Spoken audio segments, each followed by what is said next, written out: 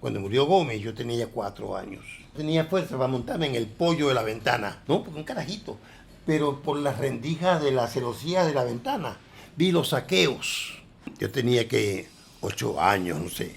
Y vi lo que el viento se llevó. Yo considero que es el melodrama más perfecto que se ha hecho en el cine hasta hoy. Los venezolanos nunca supieron que esto que yo estaba haciendo allí era una labor pedagógica. Yo estaba enseñándole a los venezolanos a ver buen cine.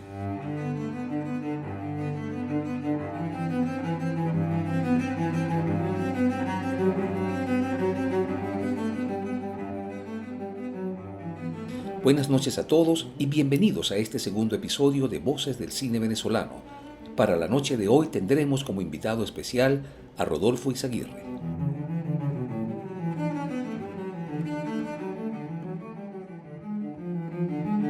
Rodolfo, muchísimas gracias por haber aceptado nuestra invitación, aunque mejor sería decir muchas gracias por habernos abierto las puertas de tu casa. Este es el segundo episodio de Voces del Cine Venezolano y más que una entrevista, queremos que esto sea un encuentro amistoso en el cual nos permitas hacer un breve recorrido por tu vida. Bienvenido, Rodolfo. Gracias, caramba. Me siento muy en casa, además de que estoy en mi casa. Porque durante años también tuve un programa de radio, de modo que hay una familiaridad con la radio y mi propia conducta, mi propia vida, durante años, casi 20 años. El cine, mitología de lo cotidiano se llamaba ese programa. Exactamente. Era un poco disparatado, o sea, estaba hablando de cine por radio. Orson Welles sabía mucho de eso porque desató un pánico en New Jersey, en Nueva York, de unos marcianos que estaban invadiendo un programa de radio que hizo y dijo que la radio era cine para invidentes. Y concha, cuando descubrí esa frase entendí cómo hacer un programa sobre cine en la radio, porque bastaba con el sonido de la voz y algunos efectos especiales, que hay muchos en la radio, y construía entonces imágenes cinematográficas, imágenes visuales. El cine, mitología de lo cotidiano, claro, un título precioso que permite pasar toda la vida hablando de cine, porque el cine sirve para todo, el cine es la vida, todo está dicho en el cine. El pasado, vimos cómo le cortaban la cabeza a María Antonieta, bueno, supimos cómo era el hombre del Nerdental, vimos la Revolución Francesa, hemos visto el pasado, el futuro, gracias al cine. El rancho del miserable, la mansión del hombre rico, todo eso lo conocemos por el cine. El cine es la gran maravilla del siglo XX y todavía nos sigue acompañando. Bueno, vamos a iniciar este recorrido, vamos a comenzarlo por tu infancia. Entiendo que eres caraqueño de pura cepa, pues. Sí. De capuchino. Nací en 1931, ese hace 91 años, en Caracas. Y en mi casa, porque no habían clínicas entonces, y las mujeres tenían que parir en sus casas. El doctor Ocio se presentó esa tarde en mi casa, acompañado de una comadrona. Mis hermanos me han contado que apenas nací, la comadrona me alzó y dijo, parece un cochino inglés. Claro, era como un halago, ¿no? Los cochinos ingleses, digo yo, deben ser rosados, muy bonitos, y me estaba halagando. Sí, pero me estaba diciendo cochino. A partir de ese momento me han dicho de todo, me han insultado de las miles de maneras, pero a mí me rueda todo porque ya me insultaron al nacer. Bueno, mi infancia un poco triste porque hoy lo puedo decir, soy hijo de paternidad irresponsable, un padre que nunca apareció, que nunca se supo, un aventurero. Entonces mi madre era una mujer muy culta, una nieta del general Francisco Tosta García, que fue incluso presidente del Congreso durante Guzmán Blanco, un tipo dueño de Media Caracas. Y entonces mi mamá era nieta de este hombre. Se topó con un tipo, mi padre, que la descuartizó, le puso 7 hijos y le arruinó la fortuna. De modo que yo fui de niño un niño rico pero pobre. Sabía manejar 12 cubiertos, pero no tenía nada que comer. Claro, es una infancia espantosa. Yo tenía 8 años, no sé, y vi lo que el viento se llevó. Yo considero que es el melodrama más perfecto que se ha hecho en el cine hasta hoy. la historia de una sudista, una latifundista, Scarlett O'Hara, que arruinada por la guerra de secesión, y la mujer agarra una raíz y se y la muerde y dice, juro que nunca pasaré hambre. Yo era un niño de 8 años y yo hice ese juramento. Y después supe que mi hijo Boris, años más tarde, también hizo ese mismo juramento.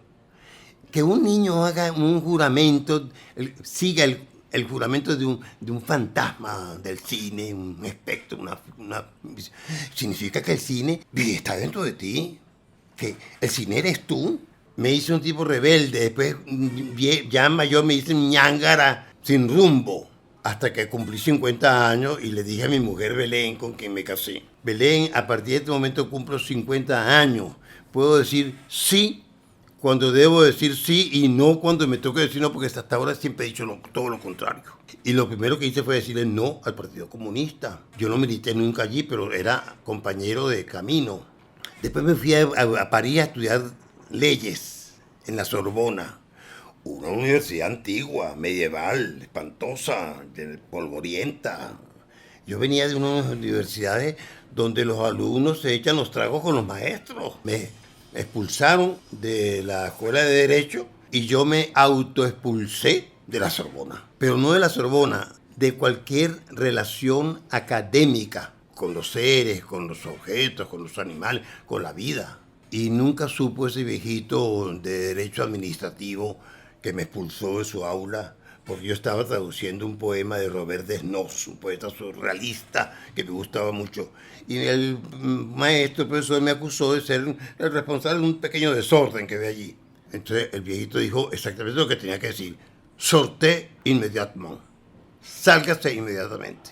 Me expulsó de la escuela de Derecho y yo no volví más nunca a la Sorbona. Pero el camino que iba de mi cuarto de estudiante a la Sorbona pasaba por la Cinemateca Francesa. Y un día, en vez de seguir lo que se llama torcer el rumbo de una vida, porque entonces entré en la Cinemateca y quedé deslumbrado por las maquetas de Méliès, por los Selenitas, los las Viajes a la Luna, y las películas francesas, danesas, primitivas, alemanas.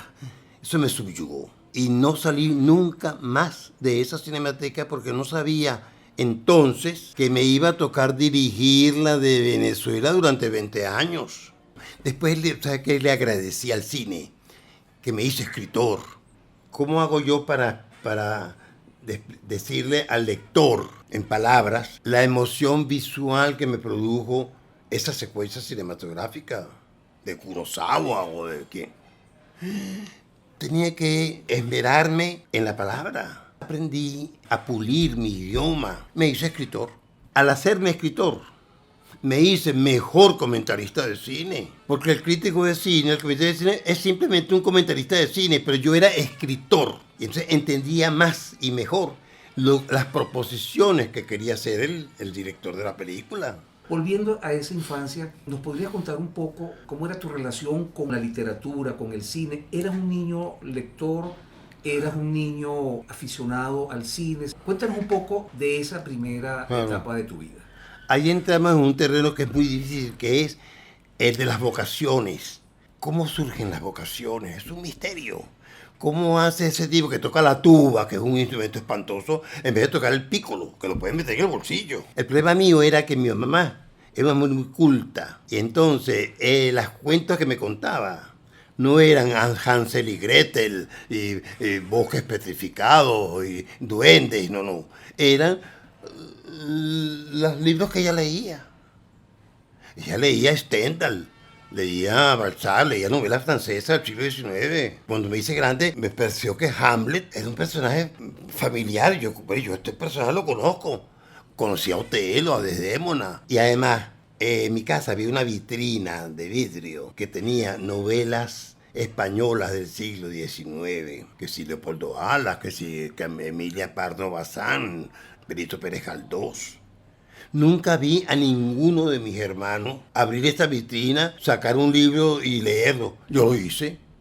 Antes de los 11 años ya lo hice. La presencia de mi madre, las historias que me contaba, Es lo juramento absurdo del cine. No hagan llorar tanto a Rodolfo, le dijo ella a mis hermanos, porque él va a ser el humanista de la familia. Dijo eso, sí lo dijo. Ese que ya se veía venir en mí, ya se asomaba en mí, el humanista, la sensibilidad del arte. Y cuando más grandecito descubrí que el arte era una gran mentira, y dije, esta mentira es mi gran verdad, mi única verdad, la verdad que me defiende del desamor, de la injusticia, de todo. Abracé el arte, abracé la sensibilidad y el cine me ayudó muchísimo. En esa época de la infancia no tanto porque había muchas películas mexicanas, torpes películas, salvo las películas que hizo el Indio Fernández en los años 40, porque Sergio Eisenstein pasó por México y este Indio Fernández algo absorbió del maestro soviético y logró hacer unas películas, profesor Maclovia, Río Escondido, no sé qué. Las únicas grandes bellas películas de los años 40. Lo demás eran unas películas horrorosas. En tu adolescencia, estudias en el Liceo Fermín Toro. En fin, todo. Allí conoces a Adriano González León, Eso, García Morales, eso. Lisa Lerner. Con ellos, son los grandes de nuestra cultura, de la literatura. Con ellos voy a hacer años más tarde el grupo Sardio. ¿Sabes? Porque se va a incorporar después, bueno, se va a incorporar Salvador Garmendia, Guillermo Sucre, Peran Hermini, Ramón Palomares. Y el grupo Sardio es un grupo que es renovador de la literatura venezolana. Y la máxima de este grupo es creer en la revolución del lenguaje y después en la revolución política. Al aparecer la revolución cubana, los socialdemócratas, adecos, Guillermo Sucre, Elisa Lerner, García Morales, por ejemplo, no les gusta la revolución cubana y se separan de Sardio. Pero el resto somos de famosa izquierda marxista de esa época y entonces nos abrazamos a la revolución cubana y sale El techo de la ballena. Bueno, los años 60 son unos años terribles, son violentos todos. Las nuevas repúblicas africanas, el colonialismo cae, Mary Juan enseñó a las mujeres a vestirse, aparecen los Beatles, hay las guerrillas venezolanas de inspiración cubana. Y después descubrí que El techo de la ballena era el brazo cultural de las guerrillas de inspiración cubana. Sin yo saberlo, participé en ir contra Rómulo Betancourt, era ir contra la democracia. Y El techo de la ballena iba contra la democracia. Porque era Cuba la que estaba detrás. Eso lo vine a descubrir ahora. Y descubrí que quien tenía razón era Rómulo Betancourt y no yo. Pero lo que quedó del techo de la ballena fue la irreverencia, la rebeldía. Caupolicano Valles hace Duerme usted, señor presidente, un libro burlándose de Rómulo Betancourt. Carlos Contramaestre, médico, organiza unas vísceras de reses, las pega en unos lienzos y organizó la exposición de homenaje a la necrofilia. Es decir, que todo acá está podrido, todo. El arte, la política, Miraflores, todo está podrido.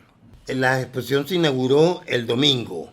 Y yo estaba el martes en esa casita allí de Sabana Grande, un garaje alquilado de una viejita. Y sentadito así cuidando la exposición y veo que los cuadros empiezan a moverse. Pero ¡qué maravilla! El arte tiene vida.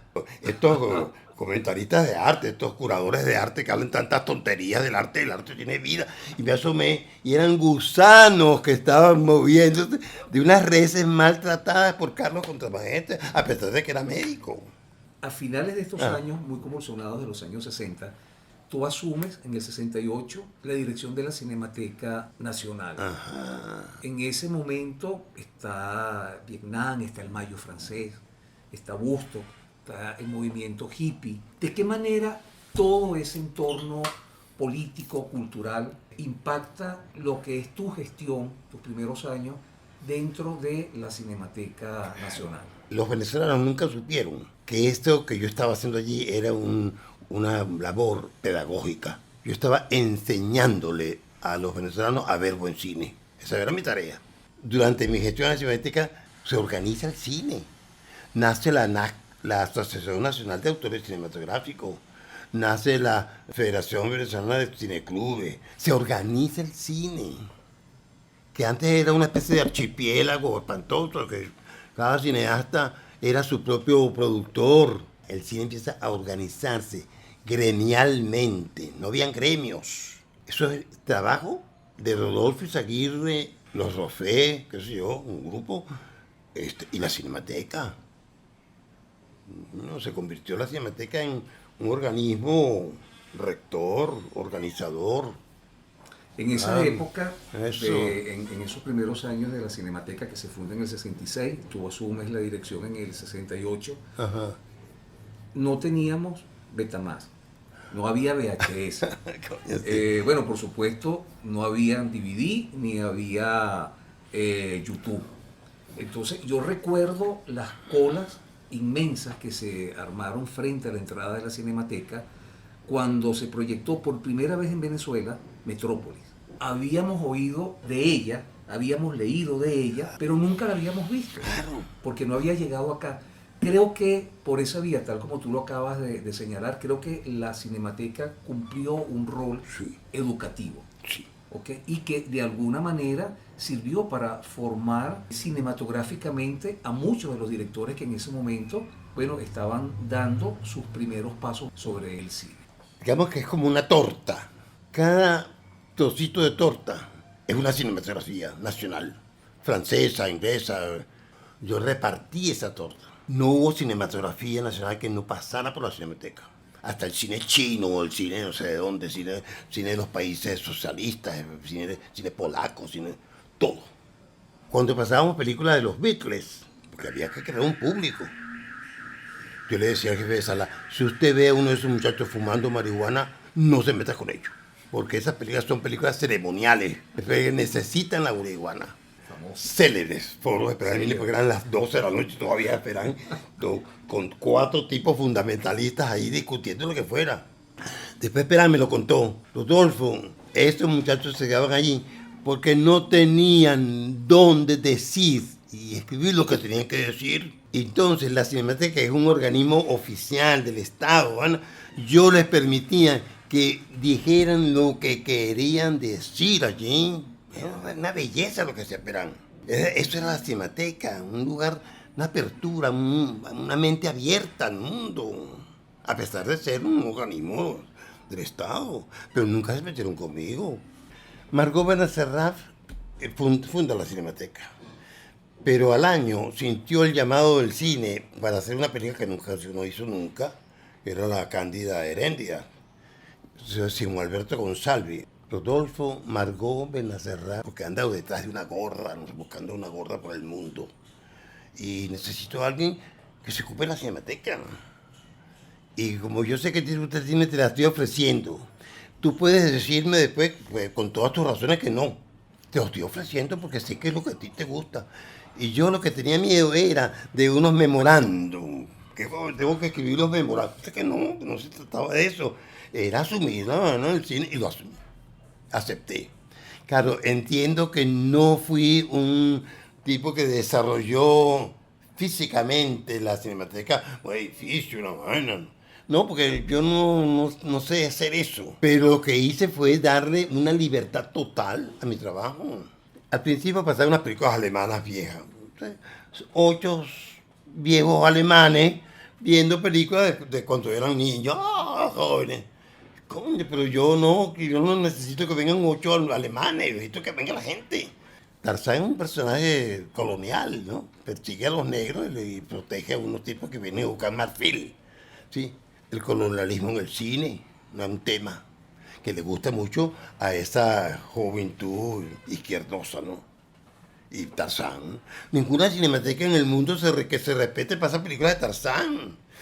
Yo sí, porque tenía que hacer un público. No, la Cinemateca es estupenda, pasa películas de Tarzán. Ah, bueno, la gente iba. Y después yo le metía Berman, le metía vaina, Veneno. Hice un ciclo que se llamaba Las Rumberas del cine mexicano. Exquisita, ¿no? Yo creo que fue el mejor ciclo que yo hice. Se le invité a Cabruja, que era Cabruja, qué significaban esas rumberas para él como escritor, a Salvador Garmendia, a Zapata. Le di a las rumberas una dignidad cultural que ellas tienen, que siempre se les negó. Desacralicé el cine, desacralicé el museo. Los muchachos tumbaron la puerta del museo de Miguel Arroyo. Miguel Arroyo me llamó ese día, ese sábado en la mañana, protestando de que los muchachos tumbaron al portero y tumbaron la puerta. Mira, Miguel Arroyo, yo te pago la puerta. Pero a ti no te parece una maravilla que esos muchachos, unos mechudos, a ti no te parece una belleza que esos mechudos hayan estado en tu museo y ya saben el camino de tu museo. Yo tumbaron la puerta para ver unas películas de los Beatles, del submarino amarillo, buscando público, hasta que hice un público, a partir de Tarzán, de unos gángsters, una vaina. Inventé las miles de ciclos para buscar un público. Y al mismo tiempo que buscar el público, les lavaba el cerebro, vamos a decir así, ¿no? Coño, les imponía eso, Metrópolis, unas películas notables. Coño, aprendieron, se sensibilizaron. No había escuela de cine. Ahora hay una en Mérida, pero entonces no había escuela de cine. Bueno, los que podían ir a estudiar cine en el exterior, bueno, que se vayan, pues tienen. Y los que no, se quedan viendo películas en la Cinemateca y se formaron en la Cinemateca. Yo creo que Diego Rique me lo dijo. Yo me formé en la Cinemateca, me dijo Diego, viendo películas. ¿Qué es lo que tengo que hacer? Lo que tiene uno que hacer es, para ser escritor, tienes que leer. Para hacer cine, ve películas, claro. Así de simple. Dentro de los importantes aportes que hizo la Cinemateca Nacional al cine venezolano, Rodolfo, creo que hay un capítulo que merece una mención especial y es sobre ese joven que viajaba todos los fines de semana de Puerto La Cruz a Caracas para ver cine en la Cinemateca. David Suárez. Yo fui a Cumaná. Era la tercera vez que iba a inaugurar el mismo cineclub, porque el cineclub, en lo que sale, se gradúa el muchacho que está de frente y se va, viene otro. Entonces, ¿quién va a inaugurar de nuevo el cineclub? Rodolfo Izaguirre. La tercera vez que iba, y entonces me encontré con David Suárez. Brillante. ¿Te interesa ir a la Cinemateca a trabajar conmigo ya? Y se fue. Era programador. ¿Qué haces tú ahí sentado en ese escritorio? Le decía yo. Tú eres el programador de la Cinemateca, tú tienes que estar viendo películas. Busca la manera de ver películas. No te quiero ahí, tú eres un burócrata. Se convirtió en uno de los guionistas más notables de acá. ¿Sabes por qué? Porque Román Chalbó y José Ignacio Cabruja, José Salvador Garmendia, vienen del teatro o de la literatura. David Suárez viene del cine. Se viene arrastrando no un código ajeno, sino que viene ya formado por el cine. Por eso es que se hizo un gran guionista. Uno de los mejores guionistas que hemos tenido. Además, un muchacho cultísimo, brillante. Cuando murió, yo dije, ha muerto mi primer hijo. Es mi primer hijo que muere, dije yo. Claro, lo quise muchísimo. Ese fue un aporte que yo hice, que hizo la Cinemateca, mira. Brillante, ¿no? Eso. El gran amor de tu vida, Rodolfo. Belén Lobo. Coño, Belén Lobo. Las guacharacas son monógamas. Andan en pareja. Pingüinos son monógamos. Rodolfo Izaguirre y Belén es monógamo. Tú puedes creer, 50 años. Me encendí de amor por esa bailarina. Y con la bailarina, ella nació, así como yo nací con el cine venezolano. Sí, que el cine venezolano nació conmigo, pero el ballet nació también con Belén. Lo voy a contar brevísimamente. En los años 40, los años 40 para mí son importantísimos. En el Liceo Fermín Toro llega Alberto de Paz y Mateo, que viene de estar acompañando a García Lorca en la barraca, llevando teatro por todos los pueblos de España. Y llega al Liceo Fermín Toro y crea el teatro experimental del Liceo de Fermín Toro, donde salen Nicolás Curiel, Román Chalbó, Joventina Capuzano, que murió muy joven. Es decir, que en el ámbito de dos liceos se crea el ballet la danza contemporánea, el teatro moderno. Pero puedes creer eso en los años 40. Y en otro colegio que quedaba en la misma calle, el Experimental Venezuela, ahí estaban Isaac Chocrón y Román Chalbaud. Exacto, sí. Y Vicente Nebreda. Los años 40 empieza a funcionar un país.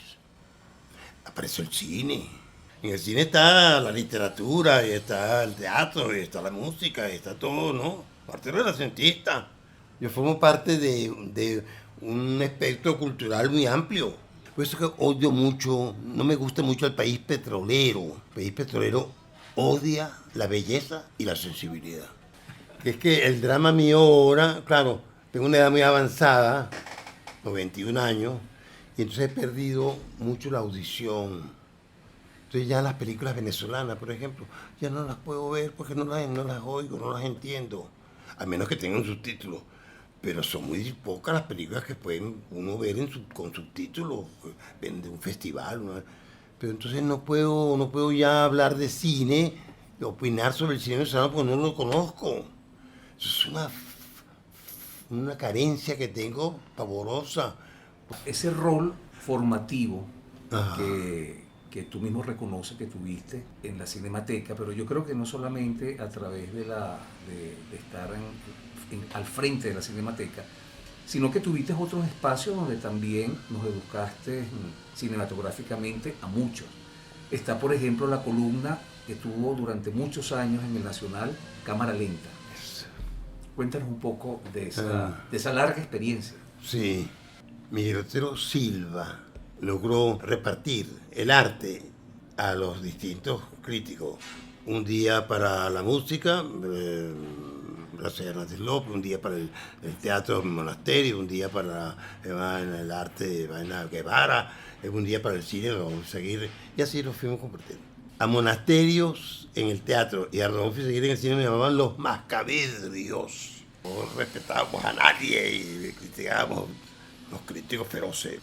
A medida que fui avanzando, fui entrando en cierta tolerancia. Era un enemigo acérrimo de los distribuidores, de los exhibidores, negaban al cine venezolano, era una ñángara, era la cosa esa izquierdosa. Eso fue diluyéndose un poco, fue adecentándome. Empecé a entender que no, que el cine es una actividad muy variada, que el distribuidor tiene todo el derecho también de opinar sobre el cine y el exhibidor también. Bueno, mejoró mucho esa actitud crítica, pero me hice muchos enemigos, al punto que una vez llegué a decir, y eso no le gustó para nada a los cineastas, dejemos de hacer películas y comencemos a hacer cine. Una cosa es hacer una película y otra cosa es hacer cine. Eso no les gustó para nada. Me negaron la palabra durante un tiempo. No. Es decir, que yo era un ser muy intolerante. Forma parte también de la experiencia ser intolerante cuando eres muy joven. A medida que uno va avanzando, bueno, vas perdiendo ese furor. Que la película, para decir que es cultural, tiene primero que hacerse. Una vez hecha la película, sabremos si es o no es una película de la cultura. Pero hacerla es un esfuerzo enorme, físico, intelectual, económico. Hacer cine es la cosa más complicada y más difícil y costosa. La primera película que logra ese milagro es El pez que fuma, de Román Chalbaud. Un espectador que tenga muy pocos niveles ve una película sobre un burdel y se va para su casa contentísimo. Otro espectador que tenga un poquitico más de formación cultural entiende que hay es una empresa, que hay dinero, que hay una caja registradora, que lo que gana la garza lo invierte en cédulas hipotecarias y no sé qué. Bueno, una empresa. Y así, hasta que llega un momento en que hay un espectador y cada uno se va para su casa lo más contento de haber pagado. Y hay un espectador que al finalmente entiende que eso no es un burdel, que eso es un país. Ajá. Román Chalbaud dice que no. No, eso es un país, un burdel. Sí, pues pendejo, pero ¿qué burdel es ese? Es una película preciosa. Y la banda sonora de esa película es toda la música que se oye en las rocolas de las carreteras y de todas partes. Después hizo La Oveja Negra, ya con más tecnología. Esos personajes de Román es el único cineasta que ha explorado la cultura marginal caraqueña. Los personajes de Román no son delincuentes, son unos tíos preciosos. Hay hijos que se quejan de que tienen que llevar encima la carga de tener a un papá famoso. Sin desmeritar tu propia fama, te ha tocado ser el papá de un hijo famoso. El problema con él es que yo perdí la identidad. Ya la había perdido antes con Belén, mi mujer. En el mundo de la danza ella es muy conocida y entonces yo pasé a ser el señor Lobo. Después nace Boris y pasé entonces a ser el papá de Boris. Sí, pero llamamos Rodolfo Izaguirre. Sí, sabemos que usted se llama Rodolfo Izaguirre, pero usted es el papá de Boris. Tener a Boris en la casa no se lo deseo a nadie, porque eso es tener el geniecito en la casa. Pero lo traté como si fuera un niñito, el niñito del vecino, igualito, sin darle ninguna importancia. Le dejaba en el camino, por ejemplo, el guión del Ciudadano Kane, por ejemplo. Entonces él veía el libro y comentaba a la mamá, ¿viste que mi papá me dejó el guión del Ciudadano Kane para que yo lo leyera? Bueno, no puedes engañarlo. Que él tenía como 12 años, 11 años, y convocó al papá y a la mamá porque tenía algo muy importante que decirnos. Hizo tantas vueltas, no sé qué, para decir que era homosexual. Boris. Pero ya eso lo sabíamos. No le di ninguna importancia. Luego él llegó entonces a Madrid y lo primero que hizo fue a los españoles dijo, soy homosexual. ¿Y ahora de qué vamos a hablar? Pero eso es un país palocrático, un país matan a las mujeres. ¿Vale? Se metió el país de España en el bolsillo. Lo aprecian, lo adoran, lo quieren muchísimo, un tipo famoso. Lo que yo hice en la Cinemateca, lo hice con mi hijo. Y entonces Valentina un día quiso conocer el primer mundo. Papá, yo quiero conocer el primer mundo. Pero se fue para Nueva York. Este es el primer mundo, fue lo primero que dijo cuando llegó allá. Yo fui con ella, ahí se quedó. 20 años, después ahora vive en Los Ángeles, está casada. Y Boris fue para España. Valentina se hizo americana y Boris se hizo español. Porque era manera de conseguir también garantizar su trabajo, pues, la vida. El único que se quedó acá fue Racing, mi hijo mayor, pues ya tiene sus dos niñas, 2 nietas, que ya son mujeres de 20, 25 años, ¿sí? Con un sentido de aventuras impresionante. Una vive en México y Claudia, Islandia. Coño, ¿qué hace mi nieta en Islandia? Y Claudia no vive en Silsavich, que es vive en un pueblo de Islandia, de adentro. Mi sentido de aventura llegó a París. Hasta ahí llegó. Pero coño, pero que mis nietas vayan a Islandia, coño, no. Me superaron. Son unas nuevas generaciones venezolanas que tienen un sentido de horizonte inmenso. Pero esa es mi familia. Bella familia, porque tengo a Boris, cónchale, qué maravilla, escritor. Entonces, claro, no lo trataban como escritor porque como es un animador de televisión, claro, pues como es animador de televisión, no, de pronto ganó el premio Planeta. Y entonces empezaron a entender que no, que Boris, más allá de animador de televisión, es un intelectual, un escritor. Y no es escritor porque sea hombre de televisión, no. Es escritor porque es escritor, punto. Entonces empezaron a respetarlo más. Y Valentina, a su vez, es diseñadora de vestuarista, vamos a decir así. Viste personajes. Es una cosa preciosa. Y Racing es un poeta que se expresa con luces y sonido. Pero se convirtió en un gran iluminador de escénica, de teatro. Ilumina represa, ilumina lo que sea. Poeta que se expresa de esa manera, de mi hijo mayor. Como que hice 3 hijos bellos con Belén. Venezolano de privilegio. Hice el trabajo, no era un trabajo, era una pasión personal, el cine. Me casé con una mujer durante 50 años, una vida serena, preciosa, de amor. Cuando murió Gómez yo tenía ya 4 años. Tenía fuerza para montarme en el pollo de la ventana, no, porque un carajito, pero por las rendijas de las celosías de la ventana vi los saqueos, violencia política. Fui testigo de la primera violencia, hoy se llama política de calle. pero se llamaban saqueos. Mis hermanos mayores me presentaron en el zaguán de mi casa con un escritorio pulido, de caoba pulida, precioso. Después la silla giratoria. El escritorio del Sapo Velasco, el gobernador de Caracas, el tipo más odiado por los caraqueños porque mandó a fusilar a unos estudiantes. El general Jesús María Velasco, tío de Gómez y yerno de Cipriano Castro, la bestia. Y yo hice mis tareas escolares en el escritorio del Sapo Velasco. ¿Tú puedes creer eso? Si tuvieras que escoger una película, ¿cuál sería? Ikiru, Vivir, de Akira Kurosawa, en los años 50. La historia de un concejal, un oscuro burócrata, muere de enfermo de cáncer.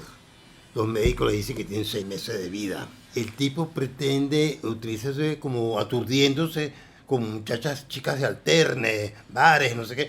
Y se dio cuenta que no, eso no era el camino.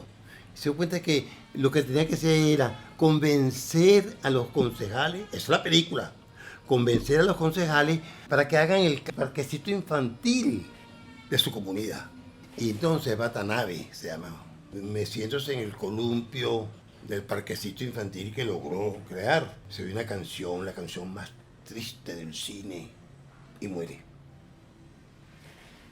Japón acababa de salir de una guerra espantosa, humillado por los militares fascistas que llevaron ese país a la ruina. El país necesitaba héroes civiles, no militares, porque militares eran un desastre. Sí, pero bueno, dije yo, esta película de los años 50 japonesa le sirve a los venezolanos de hoy, para que entiendan que necesitamos héroes civiles. Es una epopeya, una épica impresionante. Yo estuve invitado por el gobierno japonés, yo estuve 15 días en Japón, en Hiroshima. Ahí está la mancha en el quicio ese, en el cemento, una mancha. No han podido borrarla. Ahí estaba sentado un tipo cuando cayó la bomba. Lo que quedó fue una mancha allí que no hay forma de borrarla. Un libro. Si tuvieras que escoger un libro. Te respondo como Salvador Garmendia, el libro Mantilla, porque con él aprendí a leer. Yo no, la respuesta preciosa. ¿Y un segundo libro después de ese? El Quijote. Y después 100 años de soledad. ¿Qué personaje cinematográfico? Drácula. Es que yo estaba en Londres y mis primeras vacaciones de París fue a Londres. Tenías, creo que 5 libras esterlinas como capital. Vi en el periódico un avisito así pequeño de un club de admiradores del Conde Drácula. ¡Ah! Coño. Y sí, y fui. Era la cripta de una iglesia anglicana desafectada. Abajo en la cripta funcionaba el club. 2 libras. En Londres tú pagas y ya eres miembro del club. Tenía 5 nada más, pero pagué 2. Y bajé, ya miembro del club. Y me desencanté porque eran unos tipos vestidos de negro, unos académicos, vampirólogos, no sé qué, hablando pendejadas de los lobos. Y no, nada, ninguna estaca, ninguna brista de ajo, ningún ataúd. Coño, lo que yo esperaba encontrar. Me desencanté, pero no perdí el dinero porque el lema del club era precioso. Lo creo porque es imposible. Ese lema hizo mi vida.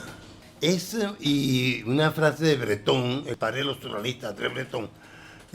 Amo los fantasmas que entran por la puerta a pleno mediodía. Entendí una vez que Franz Kafka, judío checo, que habla alemán, que escribe en alemán, me servía más para entender este país que Rómulo Gallegos. Un cantante. Un cantante. Yo adoro hoy escuchar a Kiri Te Kanawa, una soprano de Nueva Zelanda que canta unas áreas de Mozart preciosas. Miguel Bosé, un cantante que me gusta. Armando Manzanero. Un actor de cine. Clint Eastwood. Es un actorazo, ¿no? Es mucho, pero ese es uno. ¿Actriz? Susan Sarandon, por ejemplo. ¿Comida? Yo estuve en Italia un par de años. Sí, en la Toscana se come divino. Comida italiana. ¿Alguna receta que puedas compartir con nosotros? Mi hija Valentina me dijo, papá, yo invité a almorzar a un amigo mío, un señor español, muy aristocrático, que se portó muy bien conmigo en España cuando yo estuve en Madrid. ¿Cómo no, Valentina? Yo quisiera que tú me hicieras una polvorosa de pollo, pero le dice a él que la hice yo, ella. ¿Cómo no, Valentina? O sea, vino el señor y Valentina le contó esto, que ese polvorosa de pollo era el plato exquisito de Simón Bolívar, que Simón Bolívar comía muchas veces. Entonces el tipo probó, el español, probó la... Entonces, dijo, con razón perdimos esta guerra, dijo el tipo. No, está exquisito. Bueno, la polvorosa de pollo. Rapidito. Perán Hermini trabajó conmigo en la Cinemateca. Entonces descubrí que tenía una urgencia, pero una cosa urgencia de hablar con Perán. No sé dónde vivía. Tampoco estaba casado con Marisa Iturriza en esa época. Les pregunté a uno de los hermanos, a Ralph, arquitecto. Ninguno de los hermanos tampoco sabía. Ralph me dijo, yo creo, chico, que él vive del Obelisco de Altamira para abajo. Cosa vagas, y eso es en Bellocampo. Bellocampo es una avenida inmensa con edificios anónimos por acá y acá. Fui de edificio en edificio, preguntando por Perán, nadie sabía. Una conserje, una italiana, me dijo, uno que es doctor. Y yo ya en la desesperación dije, sí, sigues. Entonces me mandaron para el edificio 17, no sé qué, piso 17. Vaina oscura, anónimo, todo eso es analiza. Y entonces la puerta, el tarjetero de la puerta. Gabinete del doctor Caligari. Ese es el título de una película alemana del año de la pera. Era Perán. Ahí era. Rodolfo, Perán. Ahora, poner gabinete del doctor Caligari en la puerta, como una vez que ni los hermanos saben dónde vive. Nadie sabe que Perán vive allí, nadie, una anónima. Poner eso es el sentido de humor más puro. Cuando se lo conté a Zapata, a Pedro León Zapata, le conté la historia. Coño, Rodolfo, yo juraba que yo era humorista, pero soy un pendejo. Rodolfo, muy agradecido por habernos abierto las puertas de tu casa una vez más. De verdad que fue un encuentro extraordinario, lo disfruté muchísimo, a pesar de que, como estamos en tu casa, en una casa normal, bueno, ha habido más ruido de lo que generalmente son permitidos en un programa de radio, pero bueno, yo creo que este programa va a ser así, algunos van a ser silenciosos y otros van a ser un poco bulliciosos como este. Es que vivimos en un país con una contaminación sonora impresionante, no podemos evitarlo. Bueno, hoy creo que hoy hemos sido testigos de esa contaminación. A pesar de que tengo pues, la calle cerrada y todo, es inevitable. Vivimos en un mundo muy sonoro, de contaminación sonora.